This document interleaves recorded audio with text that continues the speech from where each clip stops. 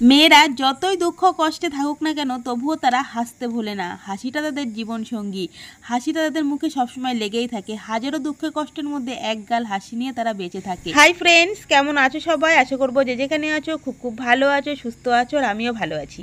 নতুন দিনে নতুন আরও একটি ভিডিওতে তোমাদের সকলকে জানাই অনেক অনেক স্বাগত আর অনেক অনেক ভালোবাসা।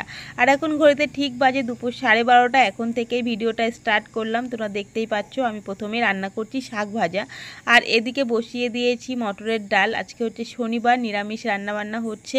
মটরের ডাল প্রেশার কুকারে দিয়েছি, কয়েকটা সিটি পড়লেই আর কি গলে যাবে ডালটা। তারপরে দেখো দুপুরবেলা ঝমঝম করে বৃষ্টি নেমে গেছে, আর আমিও দেখো বৃষ্টি দেখে একদম লোভ সামলাতে পারলাম না। তোমরা ভিডিও শুরুতেই দেখতে পেয়েছো। তার জন্য আমি অনেকটা আজকে বকা খেয়েছি বড়মশাইয়ের কাছে, কারণ আমার এখন প্রচণ্ড পরিমাণে ঠান্ডা লেগে যায়, আর ঠান্ডা লাগার সাথে সাথে খুব কাশি হতে থাকে। তো দেখেছো বৃষ্টি নেমে গেছে। আমি কিন্তু এইদিকে বড়মশাই ঘরে শাশুড়ি মা থাকলেও উনিও বকাবকি করতো, উনিও নেই। আমি সাথে সাথে চলে এসেছি। আবার দেখো একটুখানি নৃত্য ঠিত্য করে নিয়ে বৃষ্টিতে ভিজে ভিজে সোনাকে ভিডিওটা করতে বলেছিলাম। আমার সোনাও সেই রকম কিছুতেই ভিডিও করে দেবে না। আমি বলছি একটুখানি দে না সোনা, আমি একটুখানি ভিজে আসি। বলে তুমি ভিজলে আমিও ভিজবো, তার মানে আমাকে ভিজতে দেবে না বলে ওরকম করছিল। তো আমি বললাম একটুখানি, বেশিক্ষণ করবো না। তো দেখতেই পেলে অল্প একটু ভিজে চলে এলাম আবার রান্না করতে। মাথার হাতা মুছে নিলাম, নেওয়ার পরে ডালটা দেখো কত সুন্দর সেদ্ধ হয়ে গেছে। আর এদিকে শাকটাও আমার হয়ে এসেছে বেশ সুন্দর করে। এর ভিতরে রসুন পেঁয়াজ ফোড়ন দিলে তো আরও সুন্দর লাগতো খেতে, কিন্তু কালো জিরে আর কাঁচা লঙ্কা ফোড়ন দিয়ে শাকটা করেছি, বেশি একটা ভালো লাগেনি। আমার নিরামিষ শাক একদমই ভালো লাগে না, একটু রসুন পেঁয়াজ না দিলে সত্যি কথা বলতে শাক খেতে আমার ভালো লাগে না। তারপরে দেখো ওদিকে ডালটা আমার ফুটছে, আর আমি এদিকে হচ্ছে ঝিঙে কাটছি। ঝিঙেটা আজকে চচ্চড়ি করব। আর ঝিঙেটা মানে ঝিঙে পোস্ত করার ইচ্ছে ছিল, কিন্তু দেখতেই পেলে বৃষ্টি নেমে গেছে। আমি সোনাকে ভেবেছিলাম দোকানে পাঠাবো, কিন্তু বৃষ্টিটা ভালোই মতন হচ্ছিল। যাই হোক, তারপরে ভাবলাম থাকবে ঝিঙে পোস্ত অন্য দিন খাওয়া যাবে।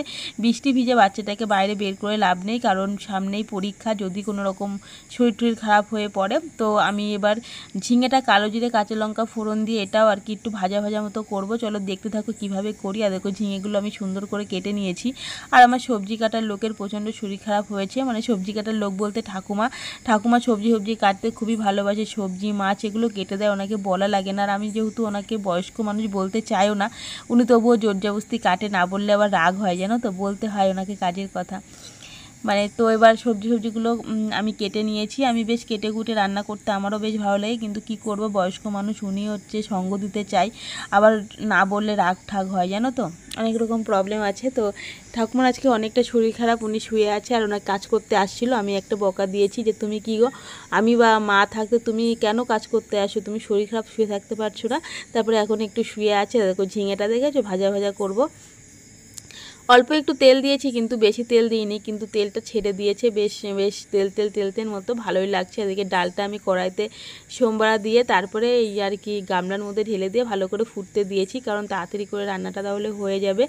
আর এদিকে সোনার আজকে শনিবার, তাড়াতাড়ি পড়া থাকে 3টে থেকে, ওকে তাড়াতাড়ি করে 2টোর মধ্যে খেতে দিতে হবে। আজকে যদিও স্কুলে যায়নি শনিবার বলে, আর সামনে পরীক্ষা, তো মাস্টারও বলে দিয়েছে যে একটু বাড়িতে বসেই পড়িস, সেজন্য আর স্কুলে যায়নি। আর আমিও খুব একটা জোরাজুরি করিনি। আর বন্ধু না গেলে ওর তো মোটেই যেতে ইচ্ছে করে না, ওর বন্ধু যায়নি। তো যাই হোক, পরীক্ষার আর বেশি দেরি নেই। আমিও মানে ভাবছি কয়েকদিন ভিডিও হয়তো ঠিকঠাক দেওয়া হবে না, ছেলের দিকে মানে সময় দিতে। তবে কি বলতো, ভিডিও না দিলে প্রচণ্ড পরিমাণে চ্যানেলের রিচ কমে যায়।